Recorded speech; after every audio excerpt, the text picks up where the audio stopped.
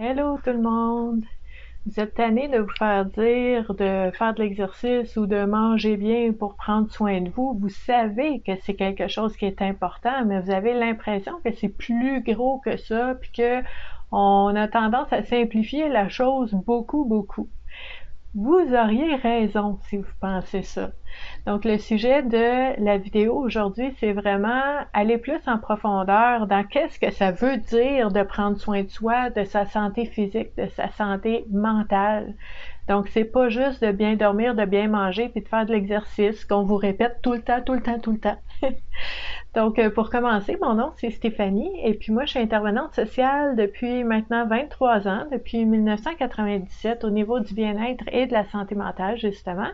J'ai accompagné vraiment des milliers de personnes à travers les 23 dernières années, c'est sûr, à pouvoir essayer de voir c'est quoi leur façon spécifique et unique à eux de prendre soin d'eux, parce qu'il faut l'adapter à soi-même aussi. Donc, on va parler un petit peu de tout ça. Je suis aussi formatrice et conférencière depuis 2006 maintenant. Donc, ça fait un petit tour de qui je suis. J'ai la page Facebook Vivre à coup de cœur que vous allez retrouver dans les liens sous la vidéo et aussi la nouvelle chaîne YouTube ici. Vous pouvez me retrouver aussi sur Instagram, sur LinkedIn. Donc, il y a plusieurs endroits où est-ce qu'on peut discuter ensemble de différents sujets, dépendant d'où est-ce qu'on est. Maintenant, pour revenir au sujet du jour, comme je vous disais tantôt, c'est beaucoup plus que bien manger, de bouger, de bien dormir. Prendre soin de soi, prendre soin de sa santé physique et sa santé mentale, ça implique 3 volets. Oui, il y a des actions. Le premier volet, c'est les actions. Donc, ça veut dire, oui, je vais essayer d'avoir une routine qui est saine, qui est bonne pour moi. Puis ça va être différent pour chaque personne. Vous savez, il y a des lève-tôt, il y a des lève-tard, il y a des oiseaux de nuit, il y a des gens qui s'endorment à 7 heures le soir, il n'y a pas de problème. L'important, c'est de s'adapter. C'est d'adapter nos solutions et notre rythme de vie et notre hygiène de vie à la réalité que nous, on a, à notre propre énergie, à notre propre situation aussi physique, mentale, émotionnelle, relationnelle. C'est tout ça la santé aussi. Donc, ça va être de s'adapter dans les actions. Donc, ça veut dire, oui, OK, on nous dit bien manger, mais manger quoi? On n'a pas tous les mêmes corps, on n'a pas tous le même système digestif. Si vous avez, par exemple, un syndrome du côlon irritable, bien manger, ça sera pas comme quelqu'un qui n'a pas le syndrome du côlon irritable. On va bien manger, adapté à notre situation, ce qui est très, très, très important. Donc, on peut pas prendre une recette one size fits all, puis mettre ça dans la vie de tout le monde. Ça ne fonctionne pas. Donc, il faut se respecter, il faut se connaître, il faut s'écouter et il faut se respecter là-dedans. Donc, si par exemple, je sais pas, on vous dit partout, il faut dormir 8 heures par nuit, mais si vous, c'est trop, puis après avoir dormi 8 heures, vous êtes épuisé toute la journée parce que c'est trop pour vous. Bien, vous allez l'adapter. Vous allez dormir peut-être un peu moins d'heures. C'est ça qui est bon pour vous. Pour une autre personne, peut-être qu'elle a besoin de 9 heures pour être bien. Puis elle n'est pas paresseuse, c'est pas un problème. C'est que son corps, son énergie est faite comme ça. Pour se recharger, pour se ressourcer, cette personne-là a besoin de 9 heures. Bien, à ce moment-là, tu vas aller chercher 9 heures de sommeil. Donc, c'est adapté. C'est pas une recette que tu vas trouver à quelque part puis la suivre à la lettre. On va vous dire de boire 6 à 8 verres d'eau par jour. Il y en a qui vont se sentir inondés complètement. Là, ça fonctionne pas pour eux. Eux, 5, 6, 4, c'est assez. Pour d'autres personnes, il y en a besoin de plus. Donc, vous allez tester, vous allez adapter vos actions à votre situation. Donc, il y a des gens qui vont dire c'est important de lire des livres, c'est bon, tu sais, pour l'intellect, pour le cerveau, puis tout ça, mais il y en a qui lisent une page puis ils s'endorment, c'est pas ça. Mais peut-être que cette personne-là, il y a d'autres choses qu'elle peut faire pour son cerveau, pour son intellect, pour pouvoir aussi stimuler, tu sais, au niveau de son imagination, au niveau de sa créativité. Il y a plein de choses qu'on peut faire. Donc, soyez vigilants quand vous allez sur Internet de ne pas prendre une liste de choses à faire puis essayer de la prendre complètement pour vous, puis après ça, d'être déçu ou de ne pas comprendre pourquoi ça ne fonctionne pas pour vous. On est tous différents. Donc ça, c'était le premier point, c'est les actions.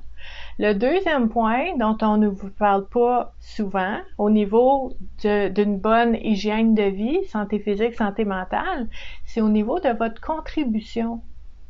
C'est important de ressentir que vous contribuez à la vie, à la société, à votre famille, à votre quartier, que vous ayez un impact autour de vous, que vous contribuez quelque chose, pas nécessairement matériellement, mais je veux dire dans le sens que on est tous uniques, puis vous apportez quelque chose de particulier, de spécifique, d'unique aux gens autour de vous.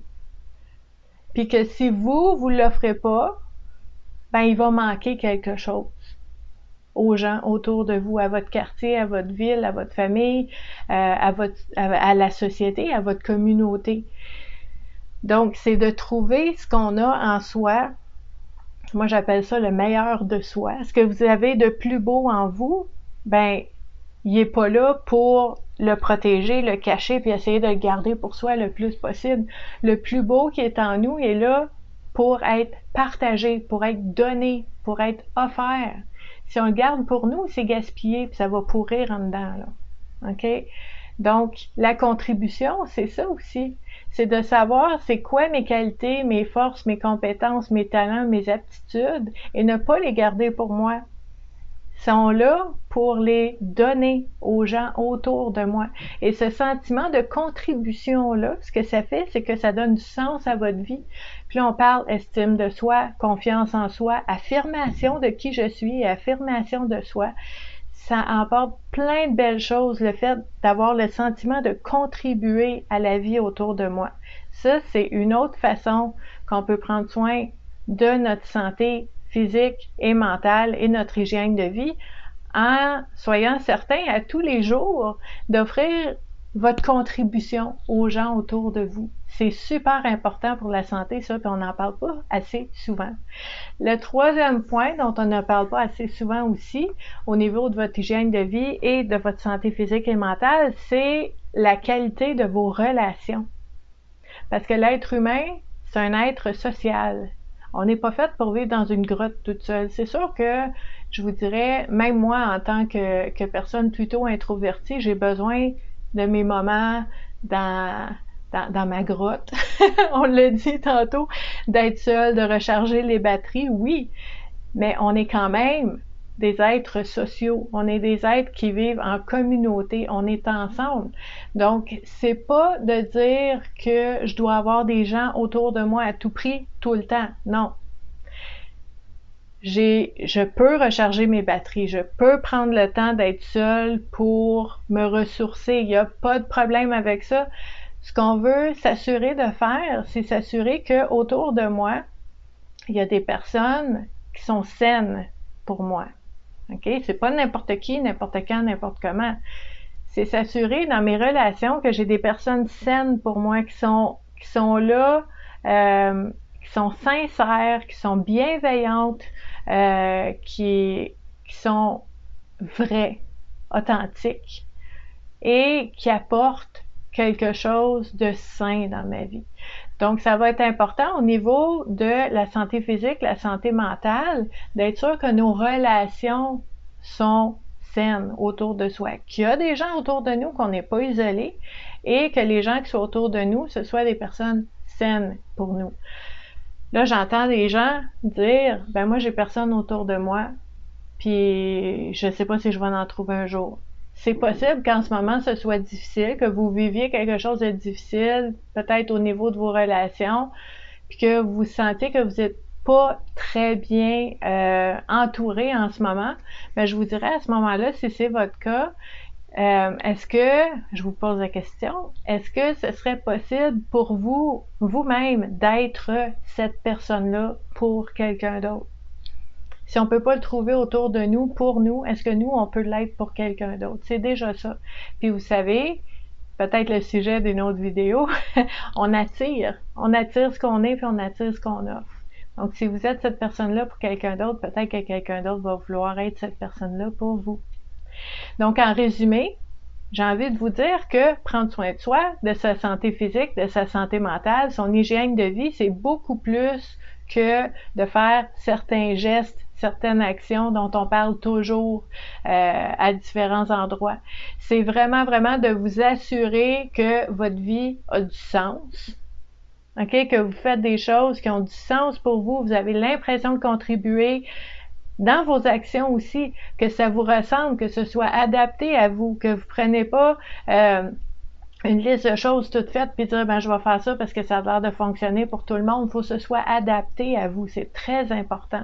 Donc il faut que ça fasse du sens et être bien entouré de personnes saines. C'est pas d'être entouré de 42 personnes en tout temps, c'est d'être entouré peut-être de une personne, 2 personnes, 3 personnes que vous savez que quand vous avez besoin, elles sont là. C'est des personnes positives, des personnes saines, des personnes honnêtes, intègre, authentique, sincère, bienveillante. Ça, c'est super bon pour la santé. Parce que vous savez, quand on ne s'écoute pas, quand on n'adapte pas notre hygiène de vie à notre propre situation, quand on n'a pas l'impression de contribuer à la vie autour de nous et quand nos relations ne sont pas saines, qu'est-ce que ça fait? C'est très difficile au niveau de la santé mentale. Donc, on parle de dépression, anxiété. Des fois, on va parler au niveau de l'estime de soi, confiance en soi, très, très, très difficile. Et au niveau physique, vous savez que quand on vit des choses intérieurement, ben, le corps nous parle, puis ça va affecter aussi le physique.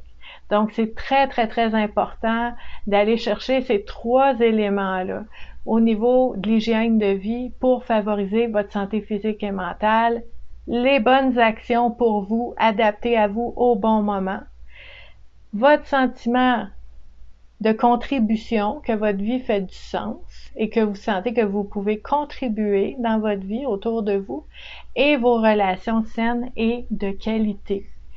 Donc, j'espère que la vidéo vous a permis de voir un big picture, un peu plus clairement comment est-ce qu'on peut prendre soin de soi, de sa santé physique et de sa santé mentale. Je vais vous laisser dans la boîte sous la vidéo un lien pour nous joindre sur le groupe Self-Care Prendre soin de soi sur Facebook. C'est un groupe fermé, privé, confidentiel, où est-ce que on parle vraiment, le thème, le sujet de ce groupe-là, c'est comment prendre soin de soi dans les différentes sphères de sa vie sans se sentir coupable. Donc, je vous attends. Venez-vous-en.